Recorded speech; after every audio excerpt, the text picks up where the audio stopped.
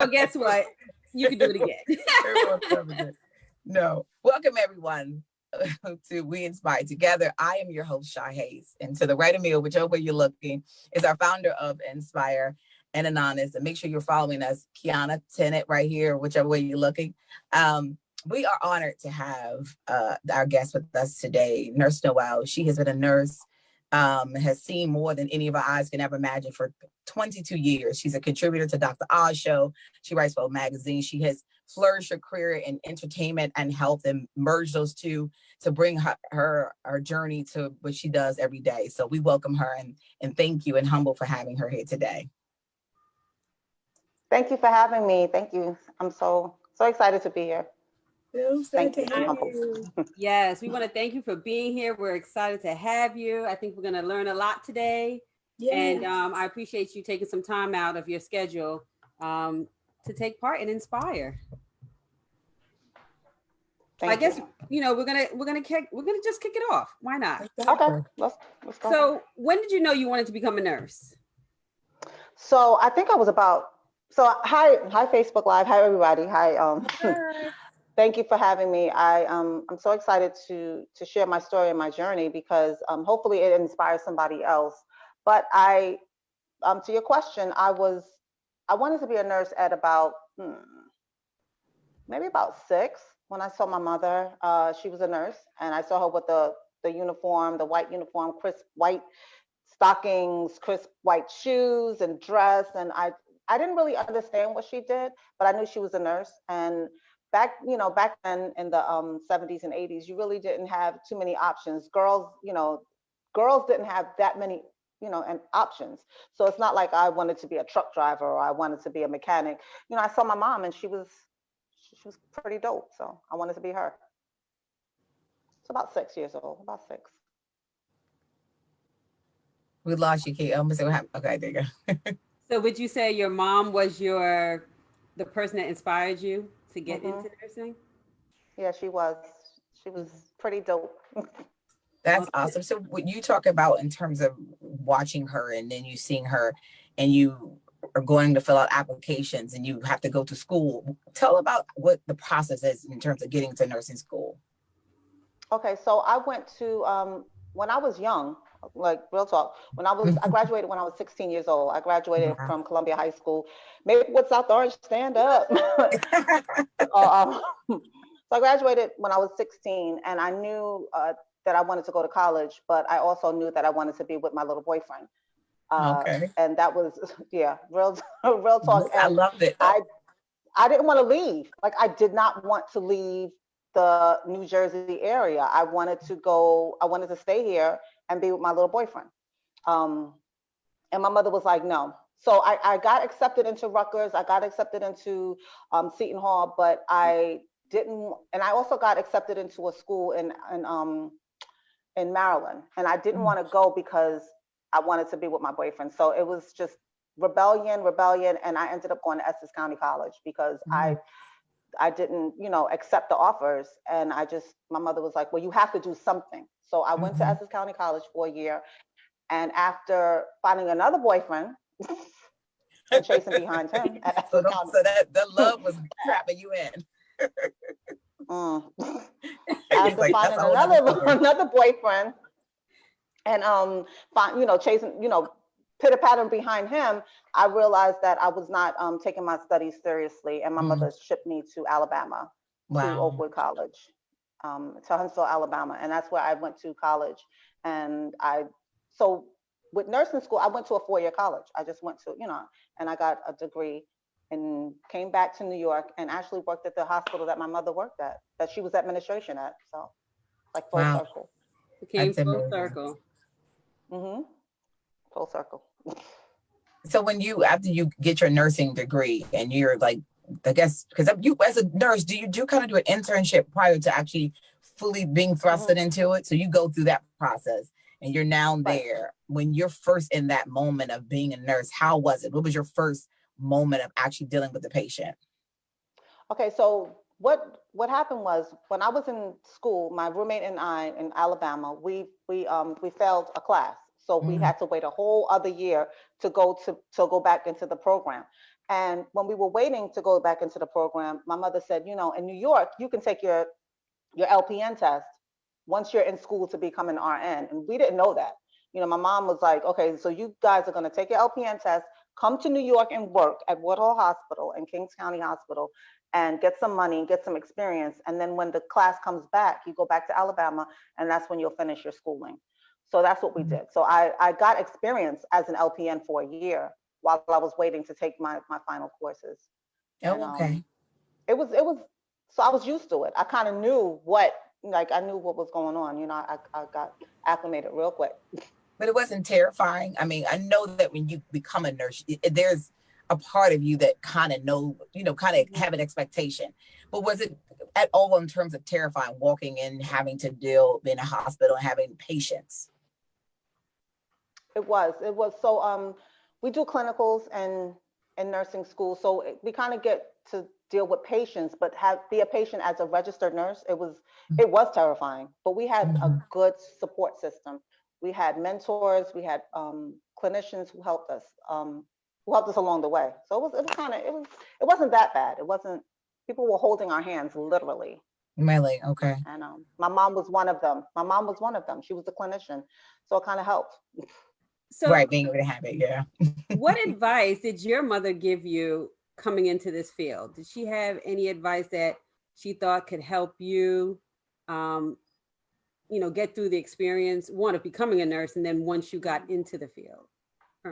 So let me just be real. My mother did not want me to be a nurse. She was like, I don't want you to be a nurse. Do something else. Like, do something, you know, I want you to do something bigger and better than what I'm doing. And I didn't see it. I said, you can do, and that's where a lot of people don't understand, is that people limit nursing. And we're going to get to that later, but people limit nursing, so they don't see the possibilities of nursing. So what she saw was me working on the floor. And what the advice that she gave me was, after she got over that, because she got over that real quick, and she was proud, but she said, you know, be better than me.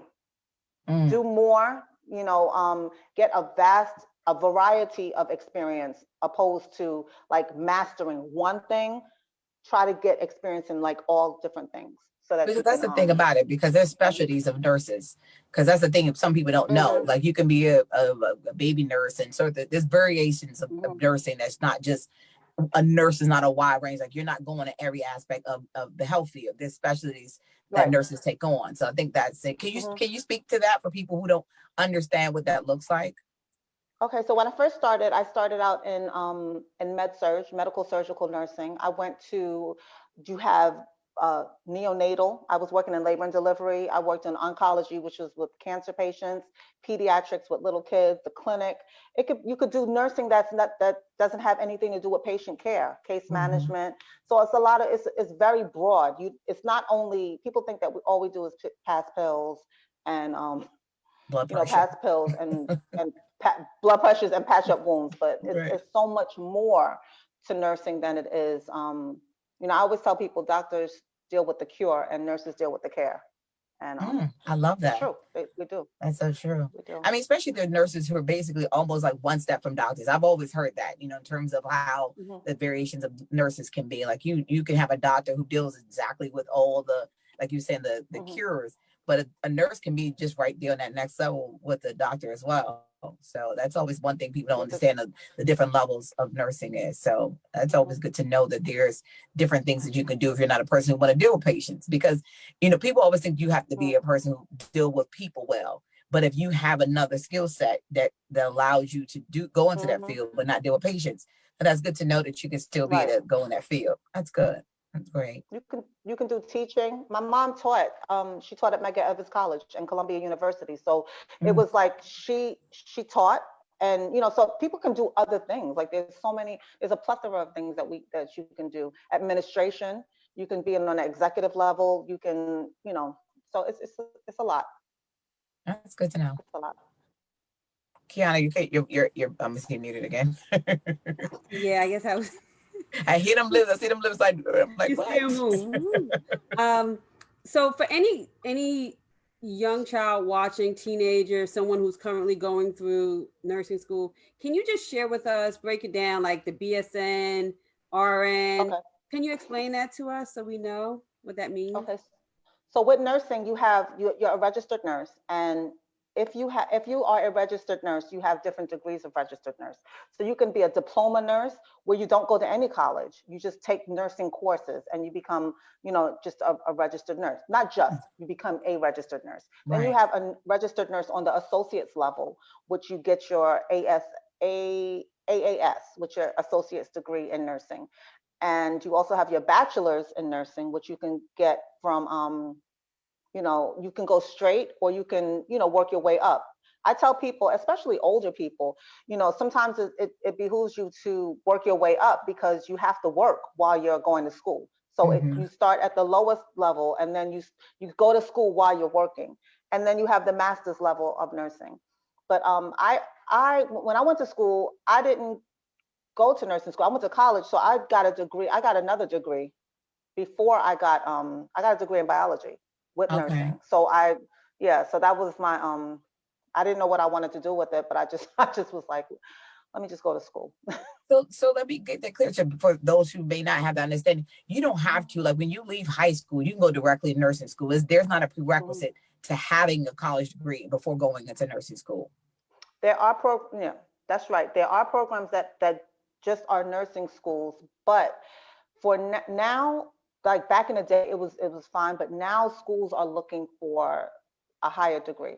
They really are. I mean, not schools, hospitals, especially if you have a magnet program. Now, if you're in a school that's a magnet hospital, they require bachelor's of science in nursing as their Okay. nurses, for their nurses. And then going into So, it, that's good to know because a lot of, I mean, like I said, there's certain fields where you are required to go, but you're saying that some places will require it as well, but then places where say you can take a nursing degree. Now, what about certifications? Or, once you get your degree, is that it? And you've educated yourself and that's all? Do you have to come back and keep getting recertified? well, we get CEUs, continuing education. So we go back to, just to learn different things. But you can become certified in a specific area. Like a CCRN is a critical care nurse, a CEN is a emergency room nurse. You have nephrology nurse. You can be certified, which is, you just take a test to become certified in that specialty area. That means that that means you know your stuff. Like, Right, because you just learned about that specific thing. Okay. Right. Well, what are some of the going into the field now that you're fully immersed and now you are an expert in your field? What are some of the biggest misconceptions that you've seen that oftentimes you encounter with dealing with patients? So the biggest misconception is that we are doctors' handmaids. Okay, this is not like. Wow. Let me just. So nurses are we actually perform at a high level. So it's not only do what the doctors say, or we're bedpan fetchers, or we're there to. And I understand that those are some of the things that we do, but that's not all we do, and that's not that's not the cream of it. Also, another misconception would be that gonna do it for the money. So if I were to do something for money, I would not do nursing for money. I would do something else. Trust me, because you're like, this is not the job for money. I could get more money. No, I would do more. I would do something else for more money if it was just about money. It's actually you really should, if you don't love what you're doing, then, or if you don't even like what you're doing, and I'm not saying that people don't get tired of it, because I got to that point where I was just tired of it. I was tired of nursing. But if you don't like it, then I don't think that you should get into it, because your patients will suffer. Yeah. I know that I have a childhood friend that she's been a nurse since, I'm in my 40s, and she's been a nurse since I was probably like 9 or 10. And I can remember times we were like, well, where's such and such at? And she would sleep in her car because she was so dedicated. She worked double shifts. And I just was thinking, like, how much of a dedication, like when most people who got 9 to 5, they punching that clock, they out the door. And the fact that, and like I said, she's still working to this day, still a nurse to this day. And I'm like, she hasn't retired yet. And I'm like, you have to have appreciation for that field to still be at it. Like, people be worrying about their retirement date, when they had other jobs, but as a nurse, is a connection that I can see. And I've never, and in my entire time of going to hospitals, I've never had a bad experience with a nurse. Doctors are different. Nurses, I feel like there's always a more caring aspect that goes into it, as opposed to where, doctor could be in and out the room, you don't barely see them. I think that's where I'm like surprised that there's that thought, but I guess people have it because they think that, there's a lot of money in the medical field, so you're just doing it for a paycheck. But it's not, so let me just, it's not all like, pot of gold at the end of the rainbow. It's not, there are some bad nurses, like real talk. There are some nurses who probably should not have become nurses, but A couple. yeah, I mean, I'm saying, like, I've worked with a couple. I've worked with a couple. So it's like, what do? You try to, hopefully we outnumber and outshine them. And if you don't like it, then there's so many different things that you can do. Do forensic nursing, do your CSI thing, become do teaching, do clinical instructor, there are people who write. There's so many things that you can do. If you don't like people, don't do patient care, basically. No, don't do it. Don't do patient care. Don't do it. It's like people who go ahead. Oh, go ahead. No, I was just saying, it's like somebody will say to me they don't like kids, and I'll say, you should be a teacher. I've heard people, adults, be like, say that, and they're teachers. I'm like, what? That doesn't make sense. That doesn't add up. But people are educators, so they think the education aspect, but they don't like dealing with the individual child. But to me, it's kind of crazy. But there are people out there that way, so they like the education component. So what's a day like for a nurse? Like what's your hours? Is it 8 hours a day? What's a typical work schedule for a nurse? So after, let me see, 2017, I quit my job as an ICU nurse. I left the ICU and I decided to I couldn't do it anymore. I didn't want to do it anymore. I started, my mom was sick and my mother came to live with me, and I was, my mother was debilitated. She couldn't walk, and so it was a lot of patient care with her. So I was like going to work and working in the ICU and coming home and doing the same thing. And I was getting, I was burning the candle at both ends. So it was either, no, it wasn't either. It was just quit the job, because you're going to become resentful, and you're going to start like, I didn't want to start taking things out at home. So I said, you know what, the job has to go. So I left and I went to dialysis. I went to hemodialysis. I stopped for about a year, and then I went to hemodialysis and I was working there. But I went back to nursing during COVID. So I'm back in the ICU. And so a day in the, let me see, I work 13 hours a day, 3 days a week. And it's a lot. It's a lot. It's a lot. I saw the interview you did on Fox News, and so how passionate you were doing the moment of like talking and explaining your experiences and comparing it to 9/11. Like, how do you, I guess, can verbalize what you're experiencing day in and day out, so people can really understand the severity? Because I feel like there's a lax that's happening right now to some degree about the pandemic. How do you explain to convey to people the severity of what's happening with COVID? So I went back in April. I went, I went back and I work in Newark, and what we were seeing, we were wrapping bodies every single day. We were overstaffed. I mean, we were understaffed, we were overworked, and people were just contracting, the virus and dying. And it was just, no matter what we did, we felt helpless. We felt, it was just a lot. And people didn't see it because they weren't in the hospital. What we saw, you can't take a camera into the ICU. So it was very, I took it home. I was stressed. I had post-traumatic stress. I still do. I was taking it out on my family. I wasn't eating. I felt like I was, I think we all had like a sense of failing, like with a sense that we were failing because so many people were dying, and we didn't really have a grasp on the disease. We didn't understand what was going on. But now I think the treatment we have, we're a lot more knowledgeable. We know what's, we can treat, we can diagnose quicker. We have different, more technology that's helping. But I felt like just dropping on the ground and just giving up, just crying all the time. It was, it was very, it was stressful. I would, and I was around for 9/11, and COVID was more stressful than 9/11. Oh, wow.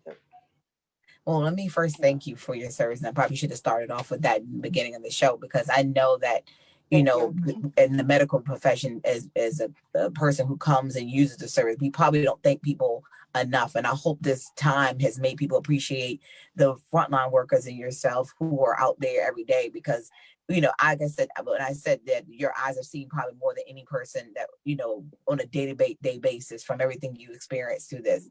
But when you hear stuff that says that things are getting better, I know you said there's a treatment out there. Is that something we should take on and say, okay, well, we, can kind of lax, or should people still have kind of precautionary actions when they're going out, like the mask and washing hands and allowing their children to do social activities? Or as a medical professional, what's your advice about where we are in the state that we are, and is it getting better? It is getting better. So we're not seeing the mortality rate as much as, as high as it was before. So people aren't coming in and dying. We're not intubating patients, putting them on breathing machines as we were before. People are living with COVID, and it's, it's not, well, actually, we're seeing more cases in New Jersey. We're seeing a lot more cases than we were last month. So they're anticipating a second wave. We are getting more COVID patients, and I don't know if it's going to be like it was in April, May, June, but it's creeping up, and this is how we saw it begin, last March. And it's I tell people, be cautious, not fearful. Like you can't be you can't be fearful. You're walking around scared to do anything, but you just have to be cautious. And actually, I got used to being in the house. I used to be out. I used to be out. I used to be out. You're like, no, I'm being out for a while. Well, especially when you're working 13 hours a day, I would probably want to sleep outside. I know, but I've gotten used to it. And Zoom is my friend. Yeah, Zoom is my friend. Well, that's good. So over your career, and you have been doing this for a long time, what have you learned about yourself during this period of time, or just in general, just over your career? Oh my goodness, what have I learned? I learned that I can do it all at the same damn time. Like, that's right. No, because we tend to compartmentalize things, and we're like, okay, I'm a mother, I'm a daughter, I'm a student, I'm a wife, I'm a nurse, I'm a star, I'm this, and not knowing that we're multifaceted, and we can do things at the same time. So I think that's where health entertainment came in. I wanted to be a writer. I was a writer. I wanted to sell movies. That's what I wanted to do. And I also wanted to be a nurse, but I didn't think I could do it at the same time. And I didn't think I could do them together. So I think what I learned is that there's room for everything at the table. You just have to position yourself to do it properly, and prioritize it. And that's so funny, because I know when I first got into the business of doing the things that I do, one of the things I had a comment made about, well, why is Shaw doing all this stuff? She's on acting and chefing and all that stuff. But people oftentimes don't understand, because they have limited themselves. They have put limitations on themselves. And it is one of those things that reminds me, especially when I hear people like you said, I think yourself and another person we interviewed on the show have said that too. I can wear these many hats because those are things I allow myself to do, and I prioritize each one. So that's good. I mean, if in speaking to, how do you prioritize it? How do you create that in your life in terms of deciding when you're going to put energy into this and then put energy into that? How do you create the priorities for each of those? So a lot of times I do the same, I incorporate them together. So my love for sports and my love for entertainment, I merged and made sports health. So I can focus my equal time on one centralized thing. So, you know, health and entertainment, I merged them too. Like, so I wouldn't have to be like, okay, I'm going to run over here and do this. I'm going to run over here and do that. It's kind of easy to just merge the two. And I got to utilize my time better. So that's a good segue into my next question. So you've worked with the female quotient, you have worked with the NBA, you have been on the morning show, you have been on Dr. Oz, the Sway show. I mean, you've been all over the place. You know, you've been featured in so many different places. The Breakfast Club. As a nurse, are you able to, did you ever find yourself saying, you know what, I prefer to do this and maybe not do so much in nursing, you know, meaning in the hospitals, doing the dialysis? Okay. Of course. I'm a certain age. And after a while, ICU started getting strenuous on my body. Like I couldn't take it. My knee, you know, I have a torn meniscus. My back was hurting. After so many years of this, I got to the point where I was like, okay, you know what? Maybe I should pivot. And so I pivoted. And it's okay. And that's another lesson that I learned is that you can pivot at different times. It's okay. Yes. It's not like, you know, you pivot and then you're like, you know what? I don't like that. Maybe I'll do something else. And then they're like, well, it's not that you failed. It's that you had some self-actualization that I don't like it. Yes. How do I, is there a time that I didn't want to do nursing? Yeah. Like I figured that, that's like anybody who goes to nurse practitioner school. If you want to be a nurse practitioner, means you don't want to work on the floor anymore. You don't want to do floor nursing. You know, I get it. If you go to school to get your MBA and you're a nurse, that means you want to do more of a business. You want to utilize nursing businesses.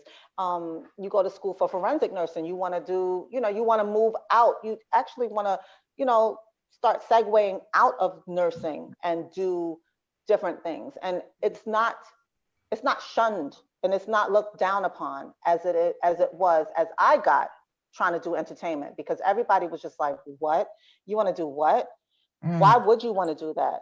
I got so much criticism, not only from people outside of nursing, but people in nursing, mostly in nursing. Like, why would you want to do that? Why wouldn't you want to save the world? Why wouldn't you want to heal the world? I'm like, so this is the thing.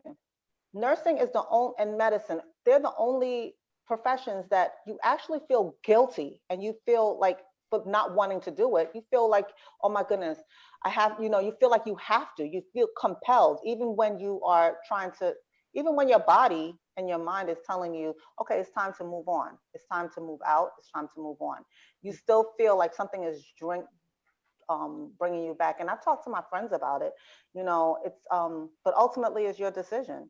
It's your decision. I love health, but I love entertainment, and I've always loved entertainment. And I'm unapologetically a lover of entertainment. It's not.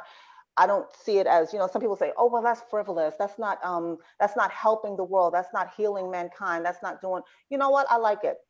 Yeah. I wanted to be a star when I was little. I wanted to be Tootie. I think we all did. I wanted to be Tootie, and Thelma. I also wanted to be a nurse. Oh, Thelma, I know, right? Right. I wanted to be Tootie, and I was like, you know what? But I also wanted to be a nurse, and nobody told me I could do both.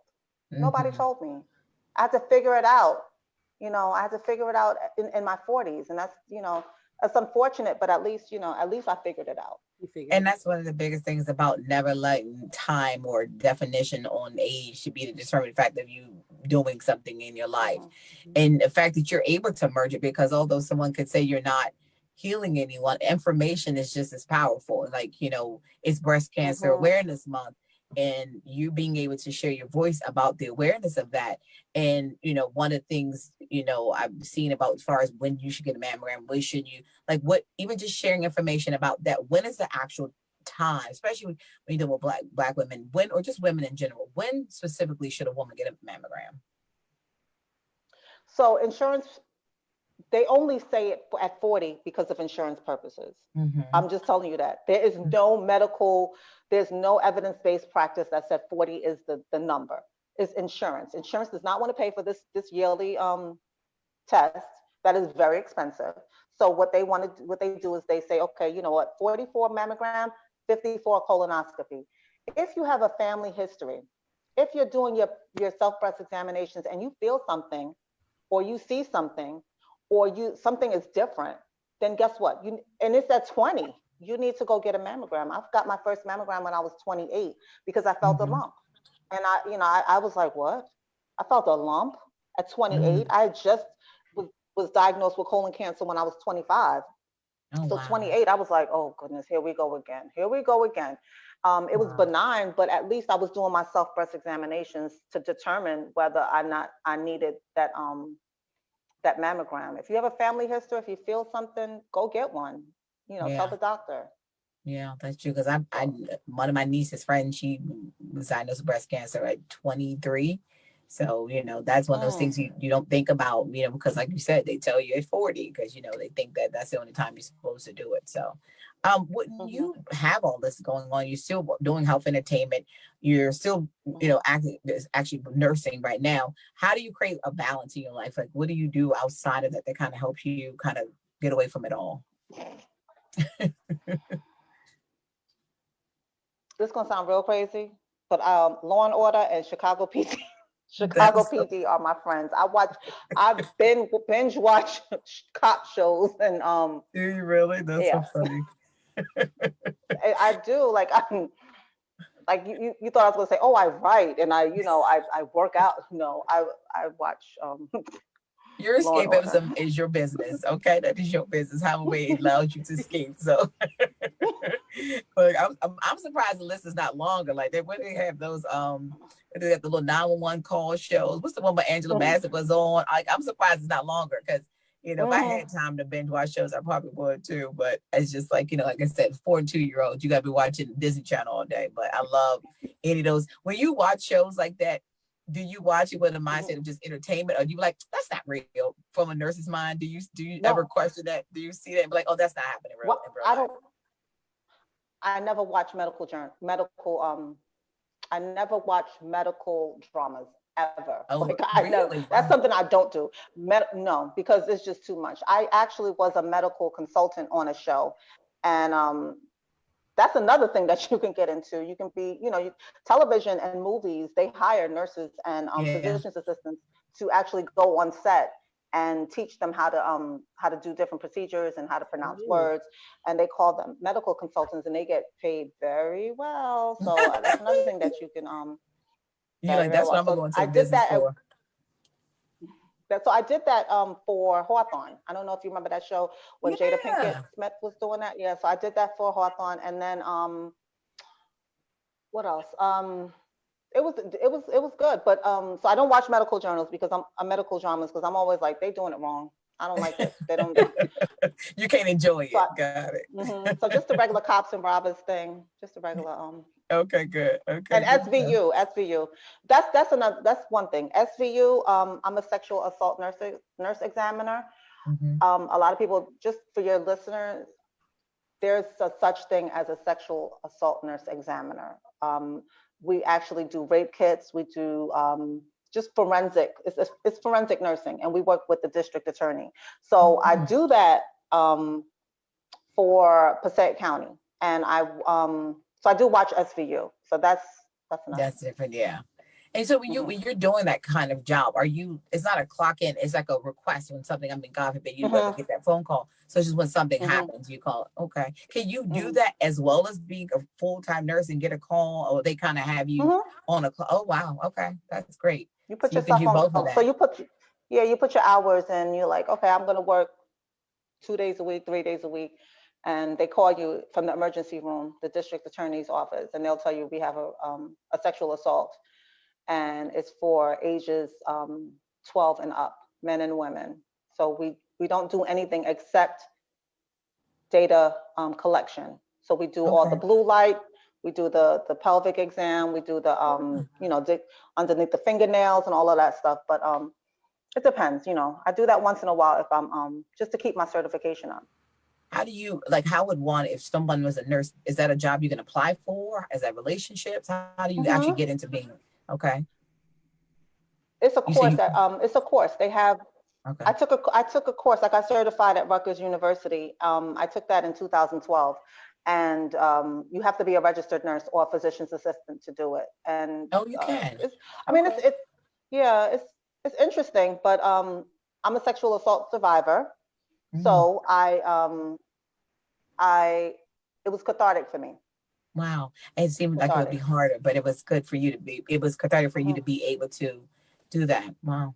And you can Hmm. have the kind of, when you're in that position, are you engaging with the victim, or are you kind of just going in with just a collection kind of thing? Or do you take your own experience and allow yourself to kind of be empathetic with Of them in that course, moment? sometimes. Okay.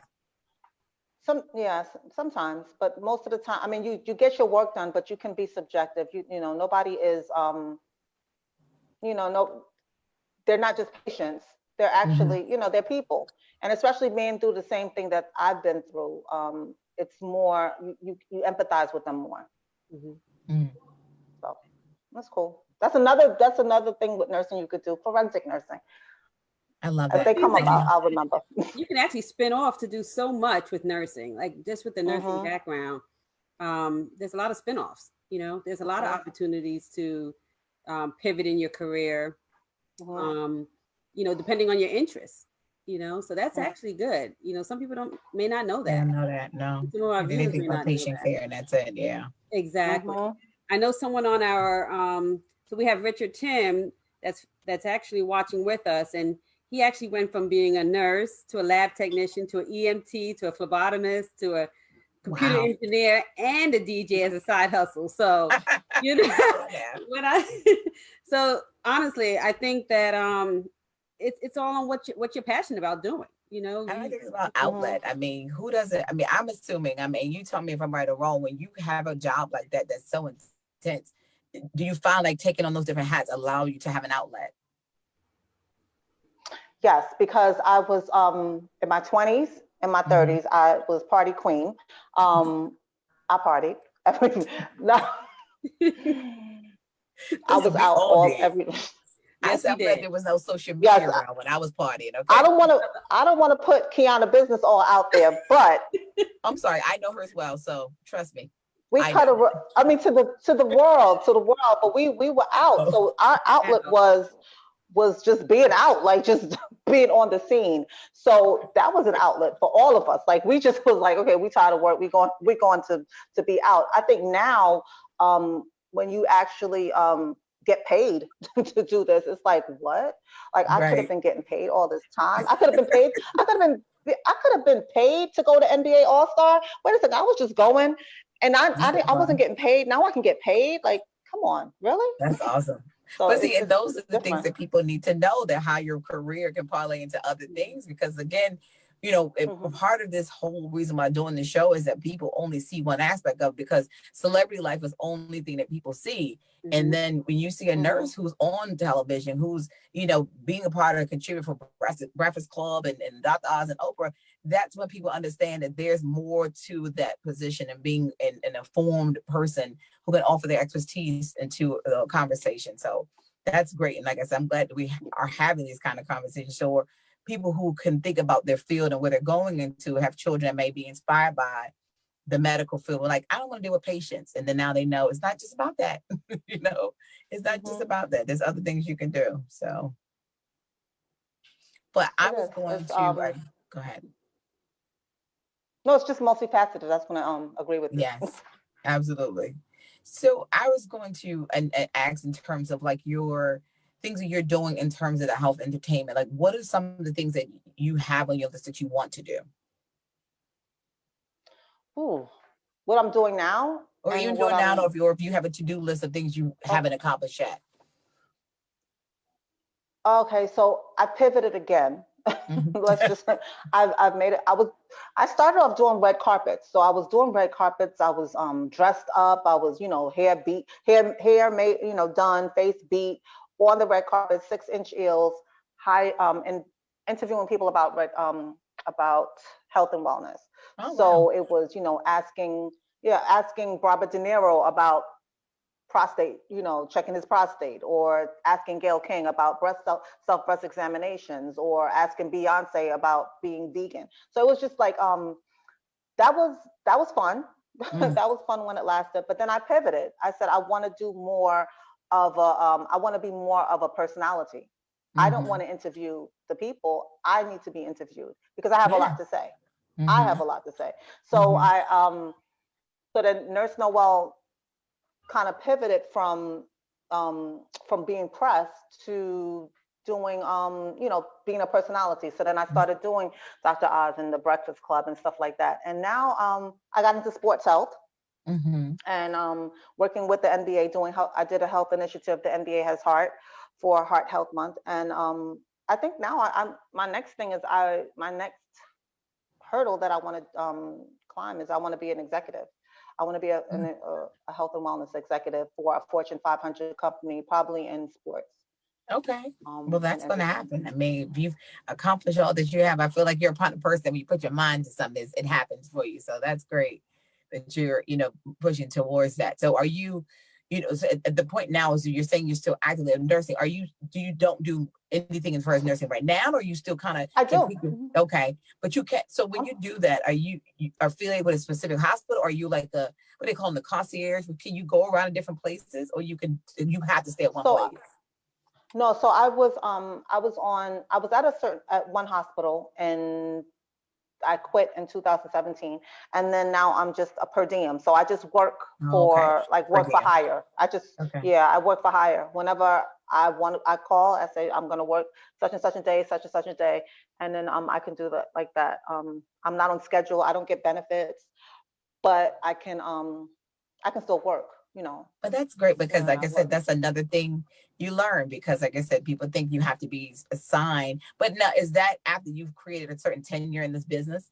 Like you couldn't come out of school and now you would per diem nurse, or is that something you can do right I away? wouldn't. No, no, no, Oh, no. okay. I would say take a few years, or just a few years, not even long, just to get acclimated with different policy, procedure, and protocol, and different procedures and things like that. So you don't go there and just because it's a learning process. You don't just go and just ride a bike. You fall sometimes. You get up, you fall, and you get up and you fall again. So it's like that Mhm. with nursing. You do not saying that you make mistakes, but you're learning. You're constantly learning. I'm still learning. I'm still learning. Well, medicine Yeah. changes, so you have to Mhm. probably learn that as you go along. So even like most current things that we're dealing with right now, like nobody probably Mhm. knew. So you're going into No. that having to, learn everything all over again in a sense, the symptoms and Mhm. identifying that. Well, what? Go ahead, Key. You're muted. Just realized it. So you've done so much. What is one of your greatest accomplishments? You probably have more than one, but, but what's the one that sticks out for you? Hmm. Oh, my biggest thing it's not an accomplishment, but the thing that I was just like that I was so impressed with was actually being on a billboard in Times Square. I Oh, was like, what? Like that's like for real? that's That's awesome. that little black dot up there is Anthea. Like, so that was, and then at 2 o'clock in the morning, I got my mother dressed, put her in the wheelchair, and I was like, she's like, where are we going? I said, we're going to Times Square. I know that's right. Call my friend Melissa, and I was like, I'm coming to pick you up. I'm on Times Square. Anthea, my little face is up there. So that was probably one of the biggest things. Yeah. That's awesome. That is always like a dream, because I'm talking about literally. Let me be in Times Square. There's gonna be a parade behind me, a whole parade with trumpets and horns and all. I know, I right? believe it. I believe it. We do have a question from the audience. Kathy says, "Do they allow outside therapists in the hospital for patients who become depressed?" Mm. As far as counselors, yes. Hmm. They do. They do. To work, but you would have to work through the hospital. You wouldn't be able to, or you can contract. You can contract and get a contract with the hospital doing just doing that. and you have to, you know, be accredited and blah, blah, blah, you know, all of that. But they do take outside counseling. You can't just walk him off the street and be like, I'm going into room 12. This guy look like he depressed. So none of that. Let me go talk to him. Let me go talk. I got this. You know, fix his life. That ain't happening. So you talk about accomplishments. Talk about a challenge that you've had in your career and how did you get through it? Oh, my accent. Okay. I'm a Jersey girl with a Brooklyn accent. So there you go. So I was born in Brooklyn, but I was raised in Jersey. And I had to neutralize my accent when I started doing television. When I started doing Dr. Oz, it was like, okay, it wasn't, because sometimes New York accents can be a little offensive, you know, and I'm just like, you know, let me give you an example. Like, Key, how many glasses of water are you drinking a day? Like, you know, opposed to, you know, so we have to drink 8 glasses of water, you know, just very like neutralized. I had to neutralize. That was probably, and being not afraid of the camera, because I was so afraid of the camera. I would not talk. So this dialogue that we're having would not have been happening before 2012. Wow. I went to classes. I took classes for that. Wow. You took dialect classes to help you with your speech, or you just took classes about? Oh wow, that's awesome. So so when you do it, classes. Really? So when you're doing it, you turn it on and off in your mind now, like you have it in your mind framed enough that you know how to do it and then address it when you're in that moment, or do you have to constantly keep taking classes? No. I have it in my mind. So I'm able to speak on, like when I'm doing Dr. Oz, I can just because it's national. It's a national show. So it's not, you know, I'm not in, whereas the Breakfast Club is still national, but it's still urban. So, you know, they can appreciate, you know, me saying, oh yeah, my mom's pretty dope, or, you know, things like that. Yeah. But with Dr. Oz, it was just a little, and like Fox, you know, I'm doing Fox News channel. So when I was doing Fox News channel, it was just like, okay, I had to be cognizant that everybody doesn't understand, you know, it's just like if you're from the South, everybody wouldn't understand an Alabama or Texan accent. So I have to be a little more neutral.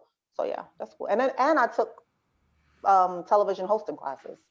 Oh, wow. So did you have that self-awareness for yourself, or was it someone that came up to you and was like, you sound too, you know, Northern? Did that happen for yourself, or did someone say something to you that made you be more aware of it? No, I knew I sounded like, when I listened to myself, I was like, oh my goodness, this is what I sound like. So, and with performance wise, when I used to perform poetry for Def Comedy Jam off season. So a lot of the comedians, they hired me. I used to get $25 a show, and no shade, because they were getting 50. And so we used to work at Caroline's. Big shout out to Bob Sumner. And we were at Caroline's, and Mike Epps was the first one. He came up to me and he said, I used to do my poetry, and he was like, you know, you're a really great writer, but you're horrible and you suck at performing. Wow. And I felt so bad, and I stopped. And I remember talking to like Rudy Rush and, you know, the rest of the comedians, and they were like, why you stop? And I was like, because I don't think that I'm doing well as a performer. I'm doing, you know, and I wasn't. I literally was in my book like, thank you, have a nice night. And that was, you know, so he was the first one to come and tell me, like, you need to either, if you're going to do this, you either need to, and this was in the 90s, you need to work on it or you need to stop. And big shout out to him, because listen, I will love that. And listen, I always say encourage people to give constructive criticism, because it probably helped you form a better opinion about what you were doing. Because people just go on like, oh, that was you did that, but you're not like telling somebody anything that they've done well enough. So that's good. So that's good that you did that, and that you were able to pivot in so many ways and learn, because a lot of that allowed you to go into different things you were to do now, like speaking in front of people, like you're saying, being able to be engaged on camera where you weren't able to do it before. So all that helped during that journey. So you had said that, go ahead. No, I just wanted to mention we have a comment from Tawanda. She said, "Does Nurse Noel mentor young girls, women looking to get into the field of nursing?" She joined late, so she just wanted to know. Oh, yes, I do. I do. That's my biggest thing. Shout out to everybody that I mentored in nursing. Yolanda English, a few, like a lot of them, a lot of in nursing and just girls in general. Um, my little sister Nava, shout out to my little sister Nava. Just mentoring in general is, and I do mentor young young girls. Not too young, not that young, but I do mentor girls in health and wellness and stuff like that. Shout out to Juju, who I'm mentoring right now. So when we wrap up, we'll make sure we get that person information, or we can have them get your information, and they'll reach out to you. So that way, those who are interested can even do that, or DM you as they do nowadays. Right. So it goes down in the DM. Get in the DM. So in terms of, you said in terms of things you've done and you accomplished so many things on what you want to do in your, I guess, in your health entertainment aspect of things, and sports part of it, how do you see yourself kind of merging that going forward, especially now with everything being kind of shut down? But is that something you plan on going back into in terms of the sports health, or is that kind of some initiative that you created on your own? So last year I was was the first time I ever went to an NBA All-Star and got paid. Okay. So shout out to the NBA All-Star weekends. But we through the female quotient, I was able to do a health initiative called the NBA Has Heart. And I was just by myself, I did my whole, teaching 2-pointer CPR, teaching heart healthy diet, smoke cessation techniques and things like that to the VIP people, the people who came into the VIP lounge. So that was cool. And then this year I did it again in Chicago, and yet next year I was supposed to do it in Indiana, but COVID, Rona had other plans. Rona has other plans. But, is that something you would create for yourself? Like, is that some initiative that you would do on your own, where you would kind of bring your own kind of your own perspective into an event, or you kind of like the NBA to bring you in, or any other sports arena? Is that something you prefer for them to bring you into it, or is that something you create your own initiative in doing? I'd rather them, so they bring me in, like I'm working with the Atlanta Hawks now and the Dallas Mavericks. So they brought me in to St. Marshall of the Dallas Mavericks. She brought me in and said, hey, I like what you're doing with health and wellness. She's a colon cancer survivor also. And she's like, we could do a lot of things together in Dallas. So, I worked with Atlanta last year. And so they brought me back to and they give me full, free reign. They're like, you could do whatever you want.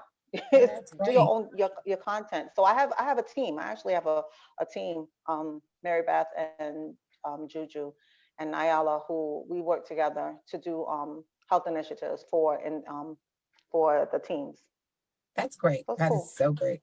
That's great. So I mean, in terms of that, that's all they do, the MBA. Do you do anything on a college level or high school level? Have you ever done initiatives with any like in just terms of educating on those levels as well?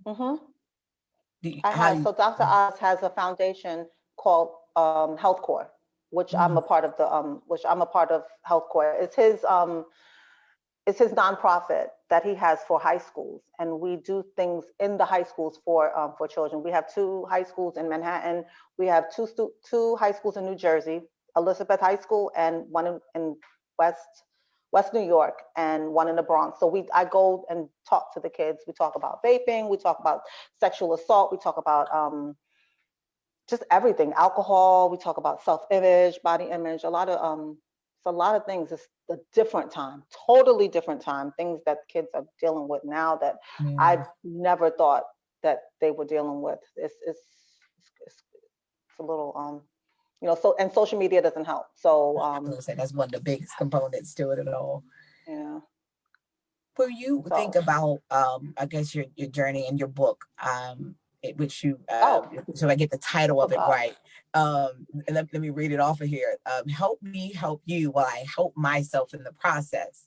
What does Mm-hmm. that process look like? Helping someone else while you help yourself. And when do you know when to cut that off? Because sometimes you got to turn things over to Jesus. So what does that process look like for you? So, oh, you know what? That's crazy because I forgot I wrote a book, but Well, I well, did. I forgot. I was like, okay. So, yeah, help me to help you while I help myself in the process is about altruism, and the altruism about helping someone selflessly. So you mm, help someone to the point where you are giving of yourself selflessly for their benefit. And when do you know when to turn it off? When it's detrimental to you, you know. mm, But by me going around and talking about health and wellness is helping someone, and I'm usually transparent. Like, so I'm the first one to say, hey, I was sexually assaulted when I was 23. This is what you need to look for. Hey, I was diagnosed with colon cancer when I was 25. This is what to look for. Hey, my fiance died of colon cancer when I was 36. This is what you wow. need to. This is what I dealt with. You know, my mom had sarcoidosis, or just anything, just little things that you need to that transparency. So my transparency hopefully helped other people, and that was the goal, to help people. But it's helping me because by me telling my story and understanding and actually analyzing, self-analyzation, it helped Mhm. me and a lot, and it helped me a lot. It really did. What is some of the, I guess, a mantra that you live by daily? That some of the things that kind of motivate you, that you kind of even say to yourself, or even a quote that you can think of that kind of motivates you. um My quote is what I always say: God sends angels in the form of humans, always Mm, to help you and to lead you and to guide you. Like, that's just what I believe. I believe that like like Kiana will tell you, like, I have a whole bunch of people like that just, they'll be like, where did you find these people? Like, where did you, I don't know, because I guess God knows my strengths and he also knows my weaknesses. yes. So if I can't get to that point, then, and I'm deserving to get to that point, I just can't get myself to that point. So I'm not as strong as I thought I was. Sometimes I need some wind beneath my wings, or Mhm. beneath, under my feet, to help me. So God has definitely sent some, like, really, really, really dope people in my life to help me, like, really. Do you So know yeah, when to ask for help, or are you a person who know how to ask for help, or people are just often like, you look like you need a life preserver? So it's normally that somebody's throwing it out to you, that they like, you look like you mhm, need a little help with that. mhm. So And I that don't those even are the like, angels. mhm. Like, my latest mentor, I'm just talking to her about little stuff, and and she's like, let me do this for you. Let me make this phone call. And I'm like, Mm, oh. And everybody's like, why didn't you ask her before? I'm like, well, I mean, I didn't, sometimes you don't want people to think that you're using them, or that's all that they're there for. Because I know how it feels when people are, because people will try to use you. Um, and I know how it is to I know how it is to use people, and I know how it is to be used. So I never want to be in that position again. So I try to, just keep it simple. But yeah, they I know know it when is to always offer help. Yep. right. And I know it is always challenging. I think just in general, certain, people have a hard time asking for help. I can only imagine in your field, being in the field, that you're one who help and nurtures others. So asking for it is probably much harder than that. So, Hmm. oh, keys off. So I was like, I was going to ask a question, but I want to make sure she was going off. So what advice, in terms of going into the nursing field and when to know to pivot, would you give someone who's looking to go into this field, and once they get to that point, they're starting to get, I'm not sure. What advice do you give them about going into it, and about once they figure out that maybe this might not be for me directly, how to pivot? So if you go in and your initial thought is to pivot, then you shouldn't have went in to begin with. So if I jump, if I open the door and I'm like, okay, I'm ready to pivot, then that's a Mm-hmm. problem. That is a problem. Then you should not have that's not the direction that you should have been going in. So that's what I tell people all the time. So if you're a nurse and then 3 months later, you're like, I'm ready to do something. You're like, wait, what was, why did you become a nurse? Why are you coming? Why are you a nurse again? Like, that's the question that you have to ask. I know, right? So, you know, and if you are trying to become a nurse to be a star, then, or to be, you know, for money, then that's the wrong reason too, because it's nothing glamorous about blood and body fluids. It's nothing glamorous about that, to be honest with you. But when to pivot, when you I think that you get ideas. I think honestly, with me, I think it was God speaking to me, because I didn't choose the directions that I went into. They were always presented to me. So with Dr. Oz, my girlfriend, who was a producer, was like, hey, you want to be on Dr. Oz? And I was like, no. She said, I think you should be on it. And that was the first time I went on it. And I said, I don't want to do this. Like, I don't want to do this. I wanted to be a writer. Like, I wanted to write, you know. And she's like, no, I think you should do this. And that was, you know, so that was that. And then the female quotient got me into NBA All-Star. They got me into doing stuff with the NBA and the WNBA. So that was like, okay, wow, maybe I should do sports health. And my other girlfriend, shout out to Shanti Das, she says, hey, I think you should go on the Breakfast Club. Let me call Charlamagne and get you on as their resident nurse. And I'm like, wow, really? Like, so it wasn't, you know, with Sway, Kelly was like, I'll come on, let's talk about some health stuff. And I'm like, maybe I should. So it was never me like going after it. It wasn't aspirational for you. It wasn't me. No, it wasn't. It wasn't. It was just like, okay, you know what? I guess people saw in me that I could do it, and they were like, okay, you need to do it, because I didn't want to do it. And then when I got into it, I was like, okay. But then I started failing at it.